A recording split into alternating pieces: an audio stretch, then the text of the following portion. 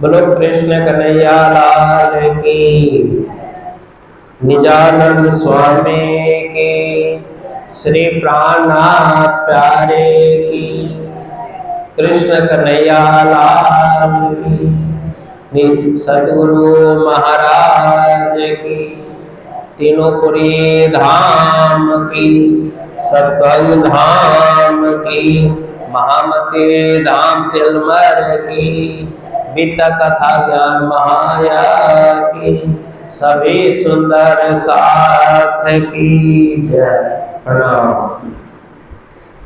परम मंगलीय प्रसंग राधा कृष्ण प्रणामी मंदिर तिलमर के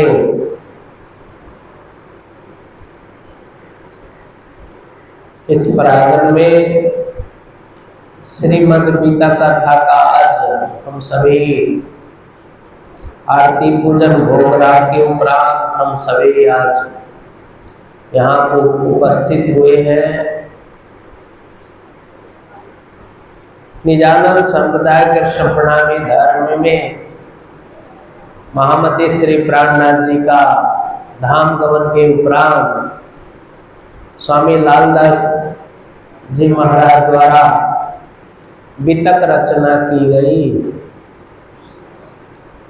जिनका पंचमी से हम सभी श्रवण करते हैं। सभी मंदिरों में कहीं 1 महीना कहीं 7 दिन। इसी प्रसंग आज यहाँ के समिति द्वारा साप्ताहिक वितक कथा लगभग कई वर्षों से चला आ रहा है। इसी क्रम में आज हम सभी उपस्थित हुए हैं। मल्लो मास होने के कारण इस बार सावन 2 महीना होने के कारण ये दूसरे सावन में हम सभी आज उपस्थित हुए हैं। आइए हम 2 मिनट मंगलाचरण करें, प्रार्थना करें विश्व शांति हेतु। इसके बाद गीता ज्ञान की ओर हम चलेंगे। कृष्ण कन्हैया लाल की जय। बंदो सद्गुरु चरण को करहु सोपे परिणाम, अशुभ हरण मंगल करना, श्री देव चंद्र जी को नाम। श्री प्राणनाथ निज मूलपति, श्री महराज सुनाम। तेज कुबर श्यामायुगल को, पल पल करो प्रणाम। सच्चिदानंद रूपाय विश्वपत्यादि हेतवे, तापत्रय विनाशाय श्री कृष्णाय वयं नमः। सर्वे भवन्तु सुखिनः, सर्वे सन्तु निरामया, सर्वे भद्राणि पश्यन्तु मा कश्चित् दुःखभाग् भवेत्। निजानंद को सुमर के धर सतगुरु को ध्यान, सुंदर साथ के चरणों में दास करो प्रणाम, दास करो प्रणाम। उपस्थित हमारे इस मंदिर के पुजारी जी, इस मंदिर की कमेटी के अध्यक्ष राजवंशी जी, सुरेंद्र जी, रामकरण जी, उपस्थित सभी महानुभाव सुंदर साथियों, परमहंस पीठ सत्संग धाम राजापुर पटना ओर से और इस महामती धाम की ओर से आप सभी को सादर कोटि प्रेम प्रणाम स्वीकार हो। प्रणाम जी। आइए हम सभी 2 मिनट श्री भगवान की संकीर्तन करें। इसके उपरांत हम सभी गीता कथा की ओर चलेंगे। कृष्ण कन्हैया लाल मेरो है, गोविंद मेरो है, गोपाल मेरो है, शेरे बाके बिहारे नंदलाल मेरो है, शेरे बाके बिहारे नंदलाल मेरो है, गोविंद मेरो है, गोपाल मेरो है, गोविंद मेरो है, गोपाल मेरो है, शेरे बाके बिहारी नंदलाल मेरो है, शेरे बाके बिहारी नंदलाल मेरो है, गोविंद मेरो है, गोपाल मेरो है, गोविंद मेरो है, गोपाल मेरो है, शेरे बाके बिहारी नंदलाल मेरो है, शेरे बाके बिहारी नंदलाल मेरो है, गोविंद मेरो है, गोपाल मेरो है, गोविंद मेरो है, गोपाल मेरो है, शेरे बाके बिहारी नंदलाल मेरो है, शेरे बाके बिहारी नंदलाल मेरो है, गोविंद मेरो है, गोपाल मेरो है, गोविंद मेरो है, गोपाल मेरो है, शेरे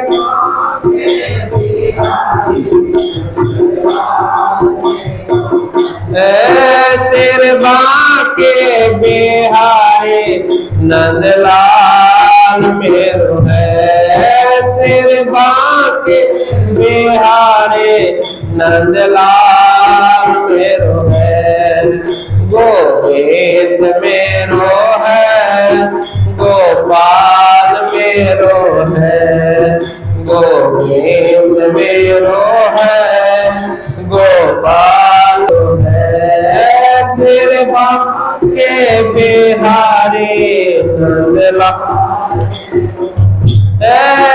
गोविंद मेरो है, गोपाल मेरो है, गोविंद मेरो है, गोपाल। बोलो कृष्ण कन्हैया लाल की। महामती स्वामी लालदास जी महाराज द्वारा रचित ये गीता कथा हमारे पूरे विश्व प्रणामी मंदिर में इस श्रावण मास में होते हैं। कहीं पर 1 महीना की कथा होती है, कहीं पर 7 दिन की, कहीं 15 दिन। अपनी मंदिर की व्यवस्था अनुसार सुंदर सादगी सुनाए जाते हैं परंपरागत, जिसमें महामती श्री प्राणनाथ जी महाराज के लाडले शिष्य स्वामी लालदास जी महाराज जब श्री प्राणनाथ जी महाराज का धाम गमन होते हैं, उन दिन से महामती श्री लालदास जी महाराज गीता की लिखकर 1 मास की अंतर्गत पंचमी से प्रारंभ करते हैं, जो हमारे सभी संप्रदाय में इसको सुना जाता है। जिसमें महामती श्री प्राणनाथ जी लालनाथ जी महाराज बीतक की रचना किए हैं। सारे विश्व को संदेश इस बीतक माध्यम से आप दे रहे हैं। श्री पनौतीपुरी धाम में आप एक बीतक की रचना की गई है और बीतक की रचना के उपरांत आप स्वामी श्री लालदास जी महाराज सभी सुंदर साथ को संबोधन किए हैं और साक्षी दिए हैं कि कोई भी अगर कार्य करते हैं तो सबसे पहले हम मंगलाचरण करते हैं। जैसे भी कोई भी हम कार्य समाज में घर बनाते हैं तो भी मंगलाचरण करते हैं। कोई भी ऐसी काम नहीं है कि जिसमें परमात्मा नाम की हम कामना नहीं करते। इसी प्रकार से स्वामी लालदास जी महाराज ये जो बीतक लिखे हैं, जिसमें सबसे पहले आप भविष्य पुराण की साक्षी देते हैं, क्योंकि भविष्य पुराण में आप साक्षी देते हुए कहते हैं भविष्य पुराण में राजा कहे जो चार वचन जो है व्यास को ताको करो विचार। क्योंकि वेद व्यास जी महाराज द्वारा कितने पुराण की रचना की गई, 18 पुराण की रचना की गई, जिसमें एक हरिवंश पुराण भी है, जिसमें स्वामी लालदास जी महाराज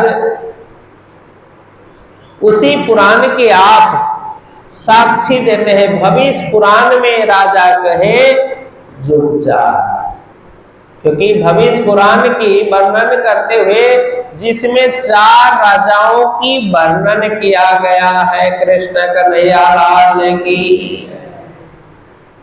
क्योंकि 4 राजाओं सतयुग, त्रेता, द्वापर और कलयुग की वर्णन इस बीतक में स्वामी लालदास जी महाराज मंगलाचरण में किया गया है।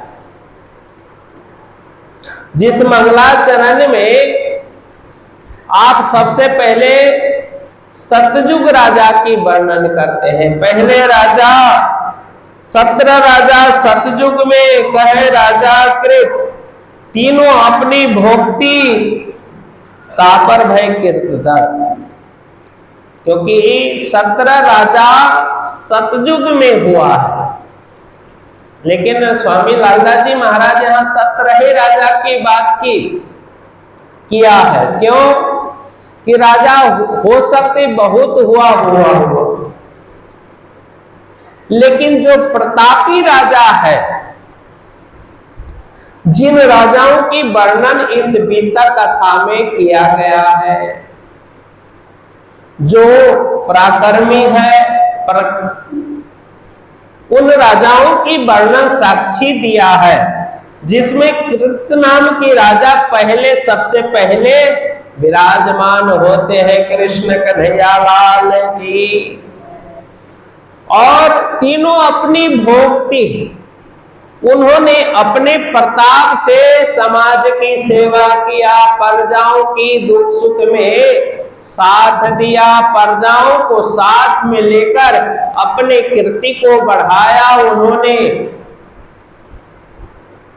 तापर भय अंत भय तापर मकुंज धोय, तापर भैरवानंद ये भैरव कहो सोय, ता ऊपर ताको भय भैर हरणा कश्यप कहो नाम। कि सतयुगे में हरणा कश्यप नाम की राजा हुआ है। क्योंकि भागवत में कथा आते हैं कि हरणाक्ष ने जब पृथ्वी को जाकर पाताल में छिपा दिया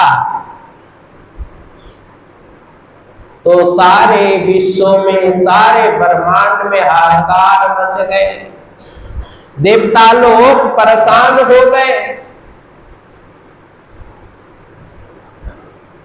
और फिर भगवान विष्णु ने क्या किया, बड़ा रूप धारण करके, सुगर के रूप धारण करके उस पृथ्वी को लेकर आ रहे थे। और उसी समय में देवर्षि नारद का आगमन होते हैं। कृष्ण कन्हैया लाल की। और हरणाक्ष निद्रा में जाकर सो जाते हैं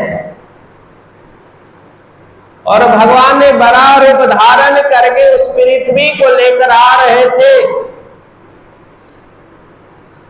तो देवर्षि नारद ने सोचा कि ये हरणाक्ष सोया हुआ है, अगर भगवान इसको वध नहीं करता है तो फिर पृथ्वी को फिर लुप्त कर देगा ये हरणाक्ष।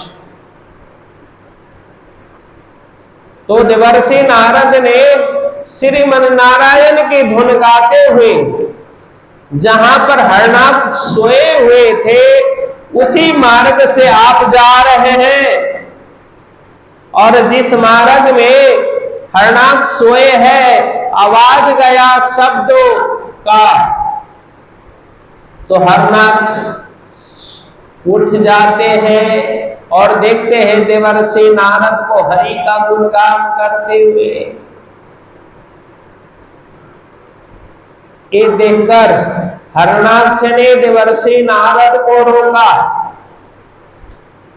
कहा इस लोक पर मेरा प्रभाव है, मेरा परिकाष्ठा है, मेरा नाम का उच्चारण लोग करते हैं और तुम मेरे विष्णु का नाम तुम ले रहा है, इसको बंद कर दो।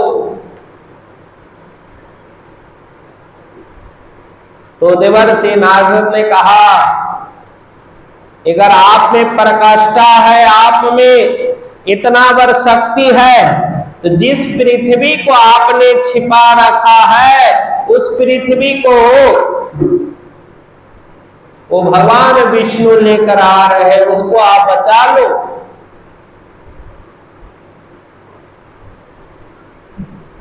और हरणाक्ष ने गदा लिया और गदा लेकर उस बड़ा सुगर पर प्रहार करते हैं। कृष्ण कन्हैया लाल की। और वो बड़ा से युद्ध हुआ है, कई वर्षों तक की युद्ध हुआ और युद्ध में हरणाक्ष मारा गया। और हरणाक्ष मरने की समाचार हिरण्यकश्यप को मिला और हिरण्यकश्यप ने अपने भाई को बदला लेने के लिए जंगल में जाकर तप में लीन हो गया। कृष्ण कन्हैया लाल की। और इतना तप किया ब्रह्मा का, क्योंकि ब्रह्मा का तप इतना किया कि ब्रह्मा जी खुश हो गए और खुश होकर कहा वरदान मांगो। क्योंकि संसार आज भी धन संपदा के लिए भक्ति करते हैं, पुत्र पुत्रियां के लिए भक्ति करते हैं, मान मर्यादा के लिए भक्ति करते हैं। इसी तरह से हिरण्यकश्यप ने ब्रह्मा की तपस्या की। ब्रह्मा खुश हो गए, कहा वत्सल तुम वरदान मांगो।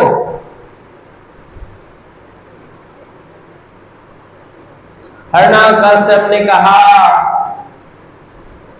कि आप हमें वरदान देना चाह रहे हैं तो ऐसा वरदान दे, न रात में मरो, न दिन में मरो, न घर में मरो, न बाहर मरो, न अस्त्र न शस्त्र, किसी प्रकार से मैं न मरूं।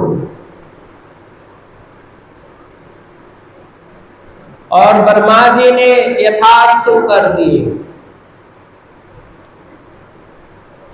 यथास्तु करने के उपरांत ब्रह्मा जी उस तप को, उस वरदान को क्या किया, दुरुपयोग किया। जो ही वरदान मिला तो सारे पृथ्वी लोक पर ढंढोरा पिटा दिया, शोर पर ढंढोरा पिटा दिया कि मेरे नाम का उच्चारण किया जाए। कृष्ण कन्हैया लाल की। मैं इस लोक का मालिक हूं, मैं ये हूं। सारे धर्म पर बैन लगा दिए, भक्ति पर बैन लगा दिए, हाहाकार मच गए, सभी देवता लोग परेशान हो गए। देवता लोग परेशान होकर पृथ्वी रुदन करने लगे और उसी वंश में, उसी परिवार में हिरण्याकश्यप के पुत्र जन्म लेते हैं। कृष्ण कन्हैया लाल की। श्रीमती भक्तिमय है, जिनके उदर से भक्त प्रहलाद का जन्म होता है। कृष्ण कन्हैया लाल की। और भक्त प्रहलाद जन्म लेने के उपरांत नाम संस्कार होते हैं। संस्कार होने के बाद, क्योंकि मनुष्य का जीवन 16 संस्कार में बंधा हुआ है, इसलिए न्याय शास्त्र ने कहा संस्कार जन्यम ज्ञानम स्मृति।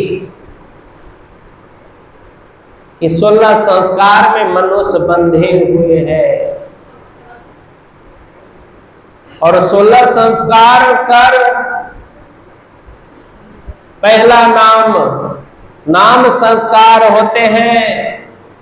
नाम का बड़ा महिमा कहा गया। गोस्वामी तुलसीदास जी ने कहा कल जुग के बल नाम आधारा, कल जुग के बल नाम आधारा, सुमर सुमर नर उतर हो पारा, सुमर सुमर नर उतर हो पारा, कल जुग केवल नाम आधारा, कल जुग केवल नाम आधारा। क्योंकि कलयुग में नाम की बहुत बड़ा महिमा है, इसलिए जीवन में ये तन मिला है, ये मनुष्य तन मिला है, तो सिर्फ खाना पीना और सोना ही नहीं है, धन कमाना नहीं है, संसार बसाना ही नहीं है। संसार में आए हैं तो जीवन में हम भक्ति करें, परमात्मा के गुणगान करें, परमात्मा के जीवन में इति बैठे घर जागे धाम। प्राणनाथ जी ने वाणी में लिखा कि यही संसार में बैठकर परम धाम को दर्शन करें। इसलिए महामती श्री प्राणनाथ जी महाराज इस धरा धरती पर आए हैं तो सारे दुनिया को जगाने की काम किया। इसलिए जीवन में हम भक्ति करें, परमात्मा की प्राप्ति करें। इसलिए नाम की बहुत बड़ा महिमा है। और हिरण्याकश्यप के सुपुत्र है, उसका नामकरण हुआ है। नामकरण उपरांत उन्हें विद्या संस्कार के लिए भेजे जाते हैं, और जिस विद्या संस्कार में गुरुकुल में जाते हैं तो वहां की विद्या असुरी विद्या है, वहां मारकाट की विद्या है। लेकिन भक्त प्रहलाद भगवान की भक्त है, माता उनकी भक्ति थी।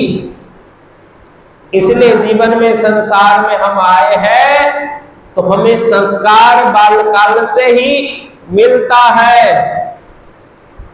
हम जैसा संस्कार बच्चे को डालते हैं वैसा ही संस्कारी होता है। कृष्ण कन्हैया लाल की।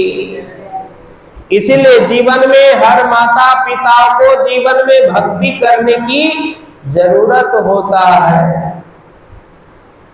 अगर हम भक्ति नहीं किए तो जीवन अधूरा है। जीवन में हम अच्छे कर्म नहीं किए तो जीवन अधूरा है। जीवन में हम समाज की सेवा नहीं कर पाए तो भी अधूरा है। जीवन में हम भक्ति का परमात्मा को सेवा नहीं कर पाए तो भी अधूरा है। इसलिए प्राणनाथ जी ने कहा, भजन बिना सब नरक है, पची पची मरी है मार। क्योंकि ये जीवन है, सुंदर शरीर मिला है तो सिर्फ खाने पीने के लिए नहीं, जीवन भक्ति करने के लिए है।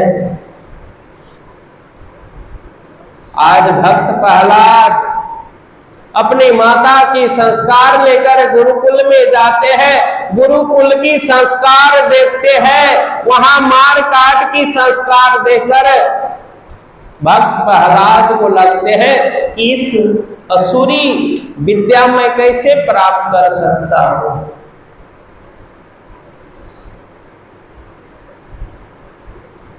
स्वामी लालदास जी महाराज लिखते हैं यहां,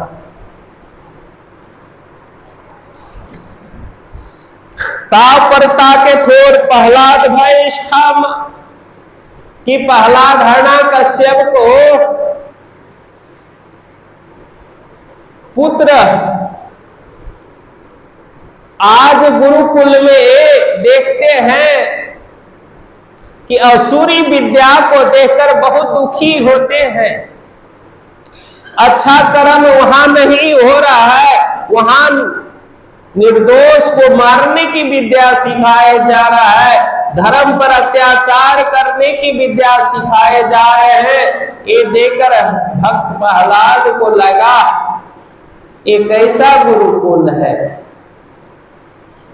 और वहां पर भक्त प्रहलाद ने अपनी संस्कार को वहां पर लागू करते हैं, अपने इष्ट मित्र के साथ में रहते हैं। गुरुकुल में बहुत बच्चे हैं और सभी का वृत्ति अलग है, लेकिन भक्त प्रहलाद का वृत्ति अलग है। और भक्त प्रहलाद ने अपनी रंग को वहां पर थोड़ा छोड़ते हैं। सभी भक्त वहां गुरुकुल के बच्चों से मित्रता करते हैं और वहां पर हरि कीर्तन का उच्चारण कराते हैं कि कलजु केवल नाम धारा, सुमर सुमर जग नर तरहु पारा। तो वहां पर परमात्मा नाम की हरि का गुणगान करवाते हैं और गुणगान करते हैं, जिन गुणगान में सारे गुरुकुल की बच्चे भक्त प्रहलाद के रंग में रंग जाते हैं। सभी उनकी संस्कार में लग जाते हैं और साथ ही वहां के गुरुकुल के आचार्य वो भी भक्त प्रहलाद के रंग में आ जाते हैं। कृष्ण कन्हैया लाल की। इसीलिए जीवन में सुंदर साथ जी, हम सुंदर साथ है, ब्रह्म सृष्टि की संज्ञा दिया गया है, तो हम सुंदर साथ को ऐसी संस्कार हम धारण करें कि हमारा रंग दूसरे देखकर भी हमारा जैसे बन जाए। हम किसी प्रकार के हम जीवन आए हैं, 100 साल आयु मनुष्य को कहा गया है कलयुग में, लेकिन मनुष्य कितना दिन जीते हैं आप जानते हैं। आज की खान पान, आज की पर्यावरण सभी दूषित हो चुके हैं। इसलिए जीवन में हमें परमात्मा उस परम धाम को याद करना है। हम जीवन में अच्छे कर्म करके दूसरे को संस्कारी करने की हमें प्रेरणा स्रोत हम ही को बनना पड़ेगा। हर सुंदर साथ को प्रेरणा स्रोत दुनिया को देने के लिए बनना पड़ेगा। और आज भक्त प्रहलाद प्रेरणा स्रोत हो गए, उस गुरुकुल के नियम को ही चेंज कर दिया। और एक दिन हिरण्याकश्यप ने अपने पुत्र को अपने गृही को बुलाते हैं और गृही में आकर पूछते कि तुमने क्या विद्या अध्ययन किया। तो भक्त प्रहलाद यही कहते हैं नाम संकीर्तनम ऐसे, क्योंकि उस परमात्मा का नाम की महिमा बताते हैं, ये संसार बनाने वाले उस भगवान के नाम बताते हैं। और ये सुनकर हिरण्याकश्यप क्रोधित हो जाते हैं और हिरण्याकश्यप ने पुत्र को समझाते हैं कि मैं इस लोक का मालिक मैं हूं भगवान। लेकिन भक्त प्रहलाद ने कहा है पिताश्री आप भगवान नहीं हो सकते, भगवान तो कोई और है।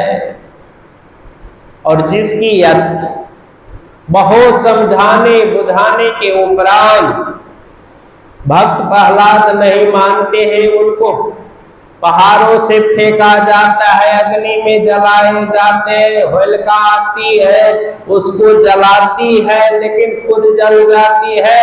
और इतना होने के उपरांत एक दिन हिरण्याकश्यप ने कहा तुम्हारे भगवान इस खंभे में है, और भक्त प्रहलाद ने कहा जित देखो श्यामा श्याम, भगवान कहाँ नहीं है, भगवान तो सर्वव्यापी है। क्योंकि भगवान सर्वव्यापी है। और अंतोगत्वा हिरण्याकश्यप ने गदा लेते हैं, प्रहार करते हैं खंभे पर, और जिससे हिरण्याकश्यप प्रहार करते हैं उससे नरसिंह रूप धारण करते हैं। बोलिए नरसिंह भगवान की। नरसिंह रूप धारण करते हैं, विशाल रूप धारण करते हैं और हिरण्याकश्यप से युद्ध होता है। बहु कालोतलिक युद्ध होता है और जिसमें हिरण्याकश्यप संध्या के अंत समय है, सूर्य अस्त होने वाला है, न दिन है न रात है, और चौखट पर है, न बाहर है न भीतर है, न अस्त्र है न शस्त्र है, न जीव है न मनुष्य है। सारा वरदान याद कराकर हिरण्याकश्यप ने नाकों से प्रहार करते हैं नरसिंह भगवान।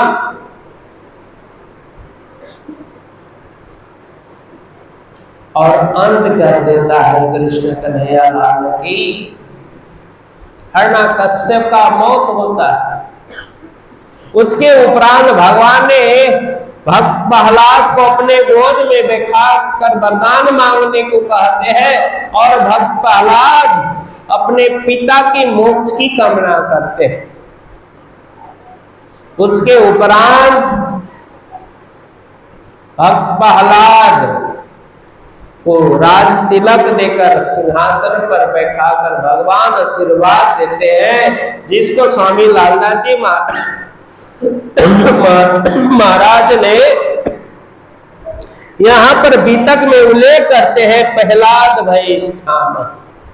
और भक्त प्रहलाद जब राजा होते हैं तो धर्म के साथ साथ धर्म के अनुसार राज को संचालन करते हैं।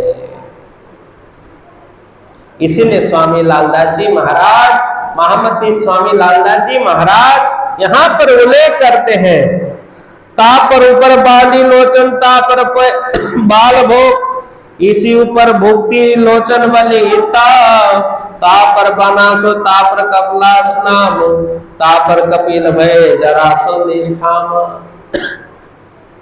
कि इसी अनुसार इन सभी राजाओं के नाम आते हैं। ता पर धूम्र ऋषि कहो कहे 17 सतयुग के, अब कहो त्रेता के 29 भयो नाम। कि स्वामी श्री लालदास जी महाराज कहते हैं कि इस तरह से 17 राजा सतयुग में होकर अपने राज को संचालन किए हैं। इसके उपरांत स्वामी श्री लालदास जी महाराज त्रेता राजाओं की वर्णन करने जा रहे हैं कि 29 राजा त्रेता में हुए। राजा तो बहुत हुआ है, लेकिन जो प्रतापी राजा है, जो अच्छे कर्म करके किया है, उन राजाओं की वर्णन इसमें किया गया है। प्रथम को ब्रह्मा तापर मारीच नाम, ताव पर कश्यप फिर सूरज स्थाम, ताव पर तापर भय तापर अभ्यान, ताव पर अर्णा भय विश्वामित्र स्थाम। इस तरह से विश्वामित्र नाम के भी राजा होते हैं। ताव पर महामंत्र तापर भय चिमन, ताव पर राजा भय तापर भट उदयन, तापर त्रिसंग भय ताप हरिचन होया, ताप रोहित नाम मान्यता कहो सोया। कि सतयुग त्रेता में कौन राजा हुए हैं? हरिश्चंद्र राजा हुए। क्योंकि राजा हरिश्चंद्र को सपना हुआ कि मैं राज दान में दे दिया हूं। क्योंकि भगवान भक्तों की कभी कभी परीक्षा होता है। क्योंकि समाज में हम रहते हैं, जैसे बच्चे स्कूल में पठन पाठन के लिए जाते हैं, तो उसका भी परीक्षा साल में 2 बार हो जाता है। इसी तरह से महापुरुषों ने इस दुनिया पर, इस पृथ्वी पर तप किया, भक्ति किया, अच्छे कर्म किया, तो उनको भी परीक्षा हुआ है। तो राजा हरिचंद्र सत्यवादी राजा हुए हैं, जिन्होंने सपने में देखा कि मैं राजपाट सभी दान गुरु को कर दिए। ये देकर अपने गुरु से बुलाकर इस बात को साबित करता है कि ये सत्य है कि वो सत्य है। तो गुरु महाराज ने कहा कि आपने सपना में दान दे दिया, वो सत्य है। और राजा हरिचंद्र ने उसको प्रमाणित कर दिया कि अपना सारे राजपाट गुरु को दान दे दिए, और साथ में अपने खुद बिक गए, धर्मपत्नी बिक गई, और पुत्र रोहित था वो भी बिक गया। कृष्ण कन्हैया लाल की। और बिक जाने के बाद राजा हरिचंद्र, बनारस में आज भी हरिचंद घाट है, जहां पर श्मशान घाट, वहां पर 365 दिन मुर्दा जलते हैं। डोम राजा के हाथों से बिक जाते हैं, और बिक जाने के बाद में एक दिन ऋषि ने सर्प बनकर रोहित को डसते हैं और उसको मृत्यु हो जाते हैं। और उनको धर्म पत्नी ने पुत्र को दाह संस्कार करने के लिए आप हरिचंद घाट पहुंचते हैं। घाट में जाते हैं तो राजा हरिचंद देखते हैं तो मेरा पुत्र है, मेरा पत्नियां है, बहुत रोदन करते हैं। लेकिन पत्नी के पास में कुछ नहीं। वहां नियम है कि दाह संस्कार करने के लिए आपको नियम रखा है डोम राजा ने, वो कर आपको देना है। ये देकर उस नियम को राजा हरिचंद्र ने कहता है कि मैं इसको दाह संस्कार नहीं कर सकता। अगर मैं ये नियम टूट जाए, हमारे से टूट जाता है, तो मेरा धर्म चला जाएगा। कृष्ण कन्हैया लाल की। क्योंकि परमात्मा कभी कभी भक्तों को इतना कठिन परीक्षा लेते हैं समझ में नहीं आता, क्योंकि पुत्र सामने मरा हुआ है, पत्नियां रुदन कर रही है और स्वयं पिता कह रहे हैं इसका नियम कर दो तो ही मैं इसको दाह संस्कार कर सकता हूं, नहीं तो नहीं कर सकता। क्या आज के पिता ऐसा हो सकता है?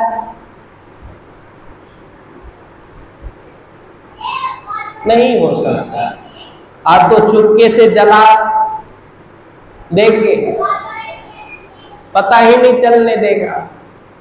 लेकिन राजा हरिश्चंद्र ने कहा अगर मैं ये नियम तोड़ता हूं तो मेरा धर्म टूट जाएगा। इसलिए राजा हरिश्चंद्र ने अपनी पत्नी से कहा कि जो नियम है तुम्हें देना होगा। मैं जानता हूं कि तुम मेरी धर्म पत्नी है, मेरा पुत्र है, लेकिन मैं बंधा हूं नियम से, धर्म से बंधा हूं। और अंतो गत्वा श्रीमती के पास में कुछ नहीं है, और अंतो गत्वा श्रीमती ने क्या किया? धर्मपत्नी ने अपने आंचल को फाड़ता है। कृष्ण कन्हैया लाल ने की अपने आंचल को फाड़कर जो ही फाड़ते हैं, कर देते हैं, तो सारे देवता लोग फूल की वर्षा करते हैं। कृष्ण कन्हैया लाल की सभी देवता लोग उपस्थित हो जाते हैं, गुरु महाराज भी उपस्थित हो जाते हैं। गुरु महाराज ने सर्प ऋषि ने सर्पद के दशा था और रोहित को जीवित करता है, और राजा हरिश्चंद्र को आशीर्वाद देता है कि तुम धन्य है कि सत्य पर तुम अटल है। जिनको महामती श्री लालदास जी महाराज इस बीतक में उनका नाम ले करता है, इसीलिए जीवन में धर्म पालते हम लिए है, धर्म पर है। आज समाज में सभी राजनेताओं, सभी समाज को ये महामती श्री लालदास जी महाराज संदेश देते हैं कि हम उस पर अटल रहे।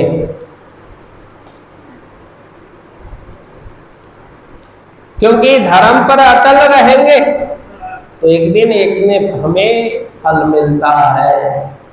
हम धर्म को, नियम को तोड़ते हैं जिससे हम परेशान हो जाते हैं, इसलिए हमें धर्म पर चलने की जरूरत है।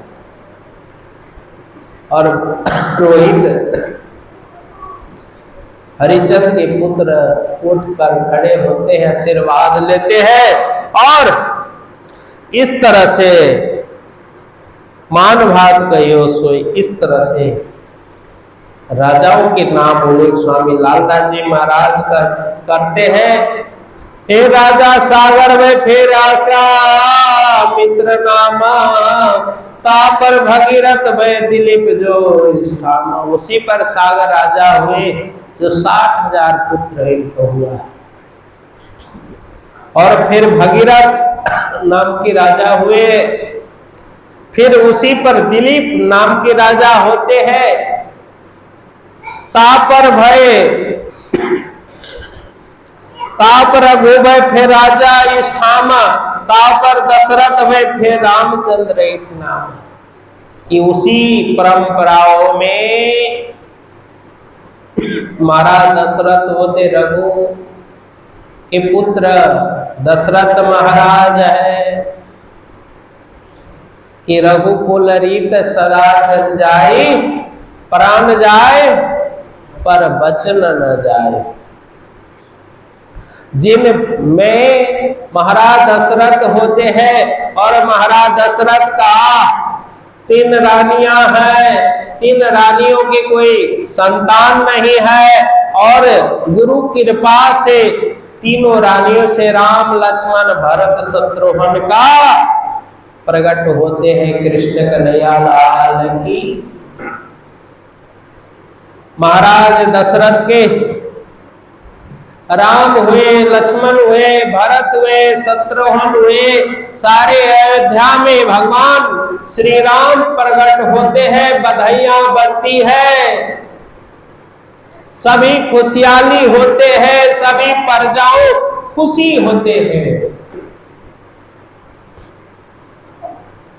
मर्यादा पुरुषोत्तम श्री राम प्रकट होने के उपरांत सारे प्रजा खुशी है, कोई दुखी नहीं है। और श्री राम बधाइयां होती है। महाराज दशरथ सभी को दान देते हैं और श्री राम जब 5 साल के होते हैं तो गुरु महाराज आते हैं और गुरु महाराज के साथ में गुरुकुल में चले जाते हैं गुरु की सेवा में। राम लक्ष्मण गुरुकुल में जाते हैं, गुरुकुल की नियम को मानते हैं, गुरुकुल में रहकर विद्या अध्ययन करते हैं, गुरु की सेवा करते हैं और वहां पर रहकर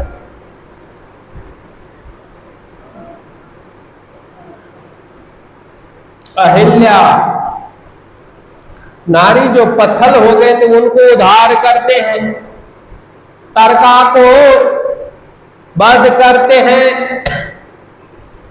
इस तरह से श्री राम गुरु वशिष्ठ के साथ में वहां रहकर सारे विद्याओं को अध्ययन करते हैं और फिर श्री राम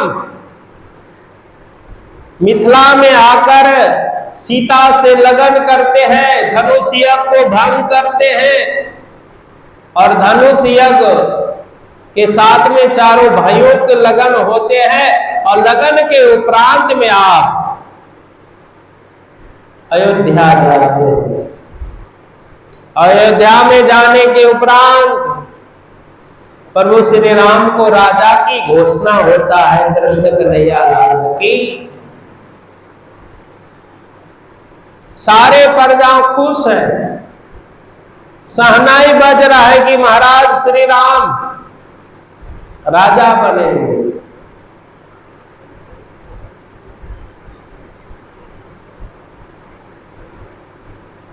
लेकिन समय पर स्थिति मनुष्य को कब क्या करना होगा, प्रभु श्री राम इस लोक में आए, इस धरती पर आए हैं तो उनको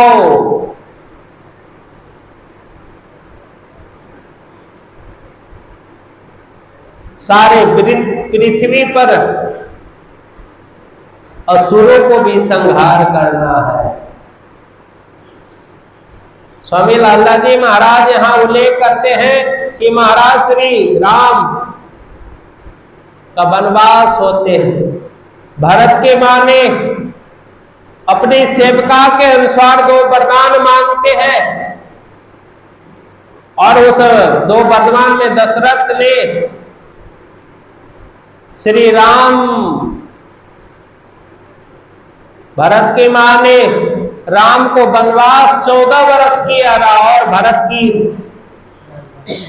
राजा की घोषणा की, वरदान मांगते हैं और जिस वरदान में महाराज दशरथ फंसकर हाय राम राम कर प्राण छोड़ देते हैं। कृष्ण कन्हैया लाल की।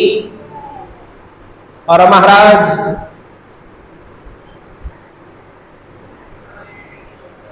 दशरथ को भवन में जाकर उस वरदान को पूर्ण करते हैं और श्री राम लक्ष्मण भरत शत्रुघ्न वनवास की ओर जाते हैं और वनवास के क्रम में केवट मिलते हैं, भक्त केवट,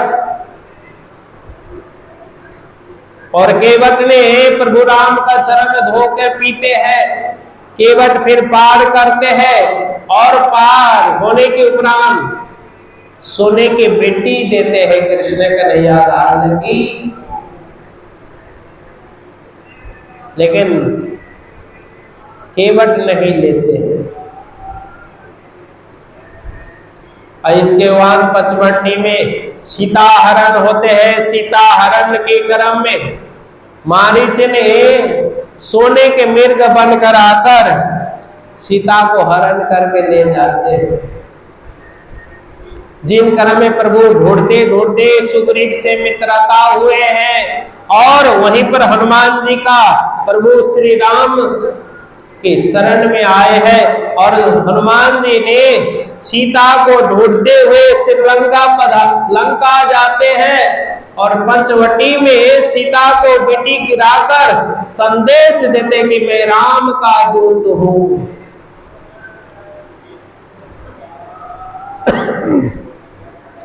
और इस तरह से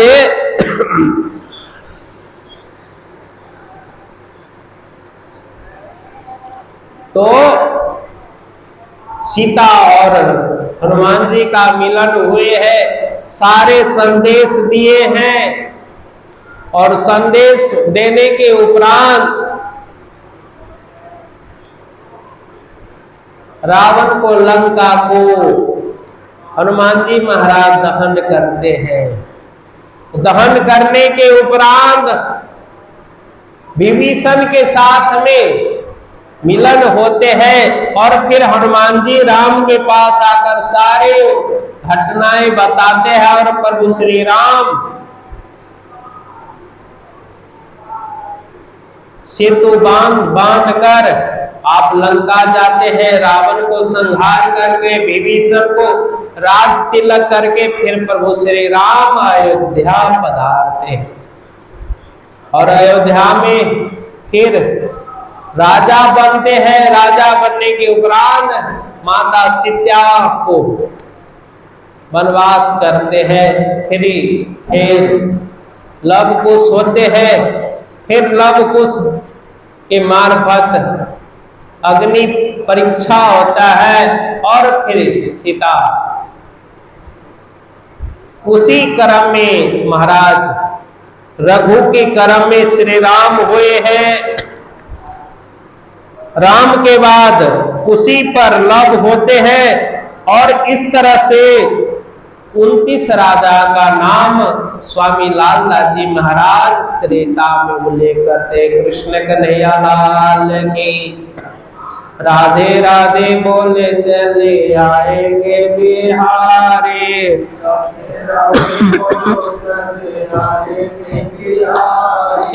राधे राधे जब चले आएंगे बिहारी, चले आएंगे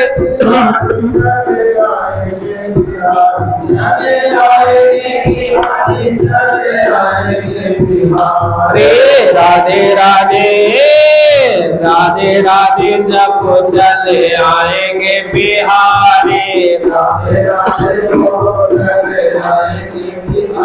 चले आएंगे बिहारी, चले आएंगे बिहारी, आएंगे बिहारी चले रे राधे राधे राधे राधे जब चले आएंगे बिहारी, अरे राधे राधे जब चले आएंगे बिहारी, चले आएंगे बिहारी, चले आएंगे बिहारी, आएंगे बिहारी, चले आएंगे बिहारी, आएंगे बिहारी, चले आएंगे बिहारी, आएंगे बिहारी, चले आएंगे बिहारी, रे राधे राधे राधे राधे जब चले आएंगे बिहारी, बोलो कृष्ण कन्हैया लाल की। तो इस तरह से स्वामी लालदास जी महाराज इस वितक कथा में 29 राजा त्रेता की कही और 19 राजा द्वापर के उल्लेख करने जा रहे हैं।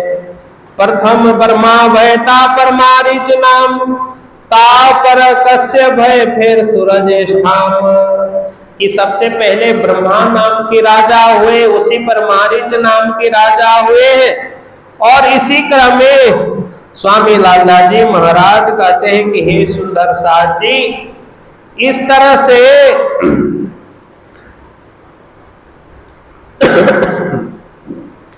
19 राजा आपके द्वापर में भय है। 19 द्वापर में फिर इंद्र नाम, प्रथम इंद्र नाम के द्वापर में राजा हुए हैं। तापर चंद्रमा, फिर पूरब राजा इष्ठाम, तापर राजा भय निर्मोक्ष, तापर होए, तापर संतनु बे, फिर चित्र राजा कहे स्वयं। त्रेता में द्वापर में संतनु नाम के राजा हुए, तापर विचित्र हुए, तापर भय व्यास, कि उसी क्रम में व्यास राजा होते हैं। तापर पांडु हुए, फिर अर्जुन राजा इष्ठामा, कि पांडु का कितने 5 पुत्र होते हैं। ऐसे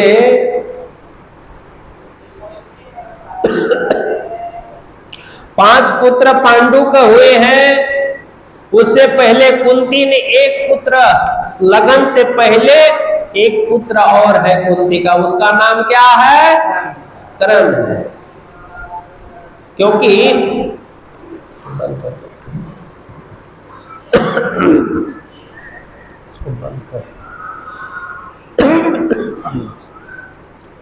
क्योंकि कर्ण को कुंती ने सूर्य को हवन किया, जैसे सूर्य को लोग जल देते हैं, तो कुंती ने सूर्य को हवन किया। सूर्य आ गए, कहा वरदान मांगो,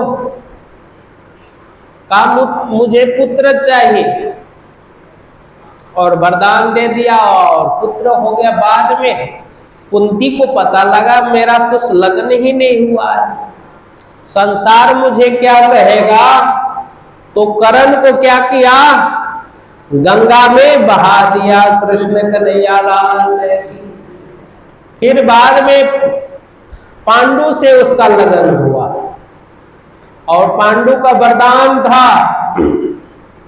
उनको जॉन्डिस रोग कहते हैं, और 5 पांडव होते पांडु का शरीर छूट गया।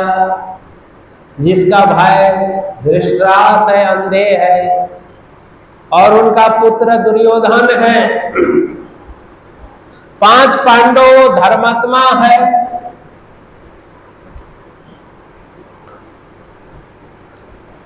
धर्म पर चल रहे, लेकिन दुर्योधन दुर्जन है। उनके माता पिता दोनों, माँ पिता अंधे हैं, जिनके बल्ले उनकी माता भी आंख में पट्टी बांध लिए है, और एक पुत्र दुर्योधन है।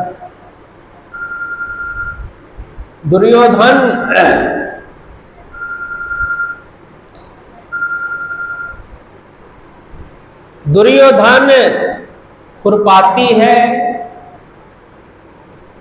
और 5 पांडव सज्जन है। और एक समय में दुर्योधन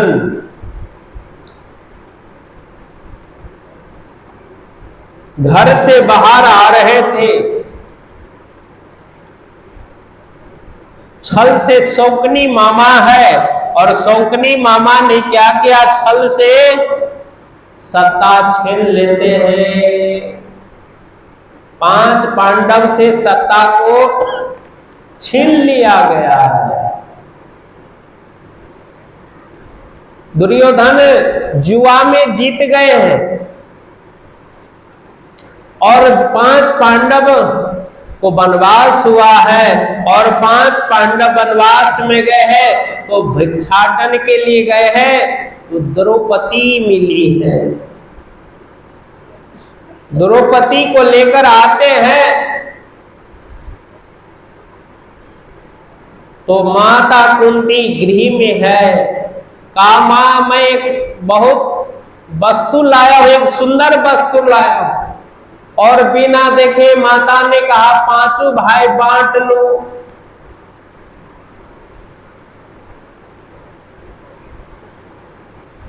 और बाद में देखते तो ये द्रौपदी है और पांचों भाई के साथ में द्रौपदी का लगन होता है, पंचाली कहा जाता है। और जिसमें लाला जी महाराज कहते हैं कि ये 5 पांडव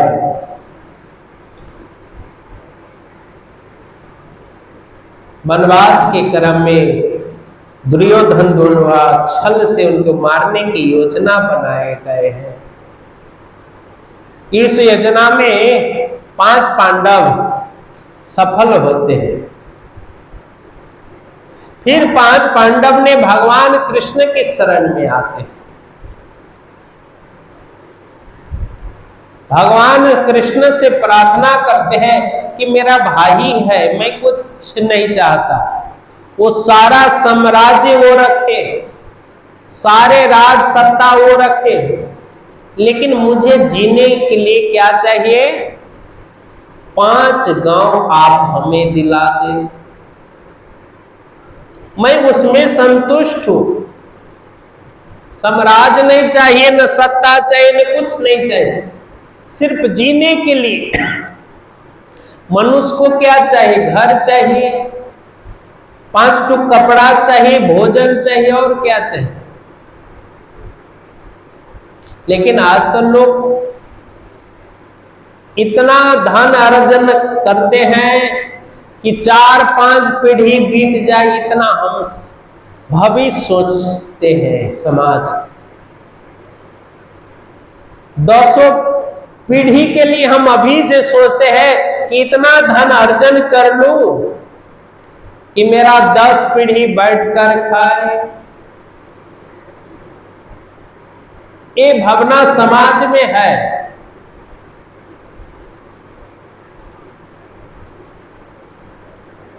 लेकिन महापुरुषों ने कहा संतोषम परम सुखम। मनुष्य का सुख किस में है? संतोष में है।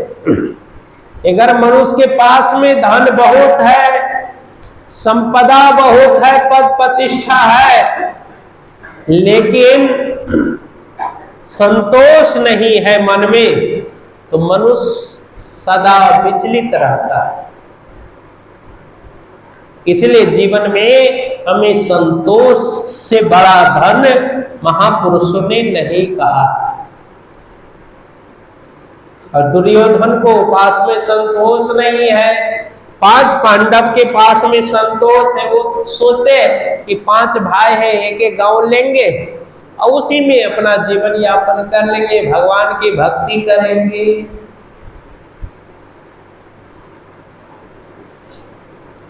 उन्हें सत्ता का भी मोह नहीं है, न पद की मोह है, सिर्फ भक्ति का मोह है कि किसी तरह शरीर को जीना है तो घर चाहिए, भोजन चाहिए, यही उनका, इसके अलावा कुछ नहीं।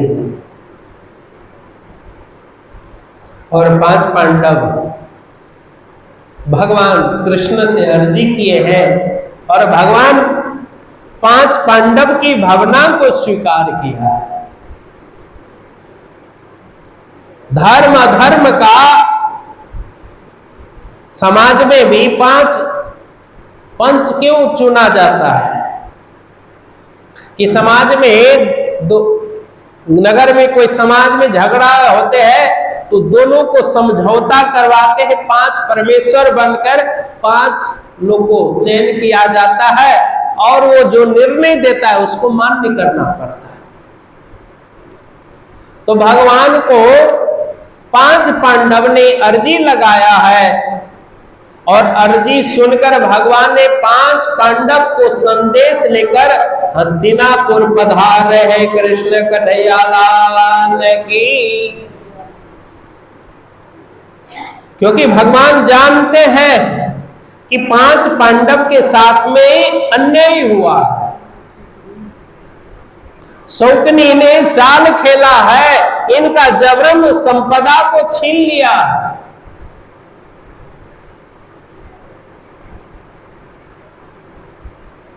और भगवान हस्तिनापुर अपने रथ पर बैठकर पधार रहे हैं, और ये बात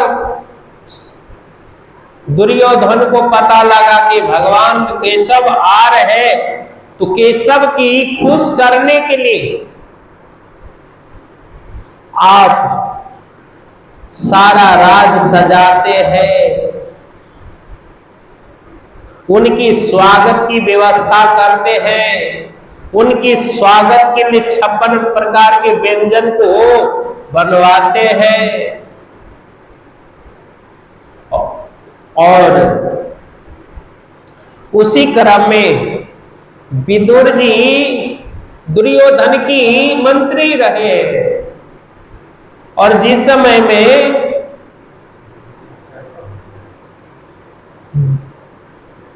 पांच पांडव की मारने की योजना कर रहे थे दुर्योधन ने, तो मंत्री होने के नाते विदुर जी ने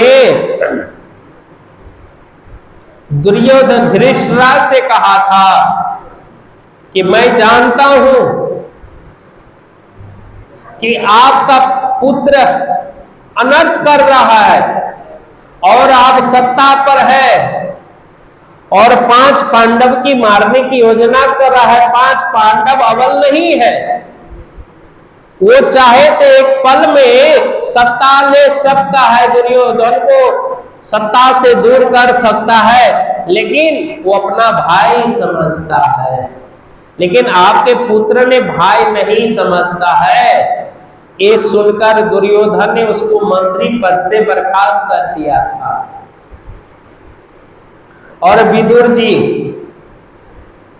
उस पद छोड़कर विदुरानी के साथ एक कुटिया में रहकर भगवान की स्मरण कर रहा है, भगवान की कृष्ण की याद कर रहा है, भक्ति में लीन है, कोई छल कपट नहीं है, कोई लोभ नहीं है, किसी प्रकार की उनमें स्वार्थ नहीं छिपा है,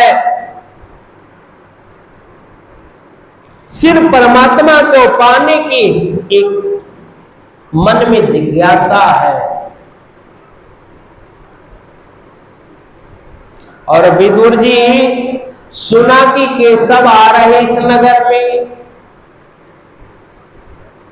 तो विदुर जी ने भी सारे प्रजा लाइन लगा के भगवान को स्वागत में लगे हुए हैं।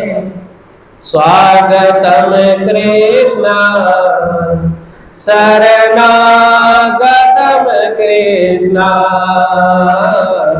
स्वागतम कृष्ण शरणागतम कृष्ण, हे स्वागतम सुस्वागतम शरणागतम कृष्ण, स्वागतम शरणागतम कृष्ण, हे स्वागतम कृष्ण शरणागतम कृष्ण, स्वागतम कृष्ण शरणागतम कृष्ण, हे स्वागतम सुस्वागतम शरणागतम कृष्ण, स्वागतम सुस्वागतम कृष्ण कृष्ण, हे स्वागतम कृष्ण शरणागतम कृष्ण, हे स्वागतम कृष्ण शरणागतम कृष्ण। कृष्ण कन्हैया लाल की जय। तो इस तरह से भगवान हस्तिनापुर पधार हैं, सभी प्रजाओं भगवान की स्वागत में लगे हुए हैं और भगवान सभी प्रजाओं को आशीर्वाद दे रहा है। सभी प्रजाओं को, भावना को प्रभु ने स्वीकार कर रहा है। और उसी क्रम में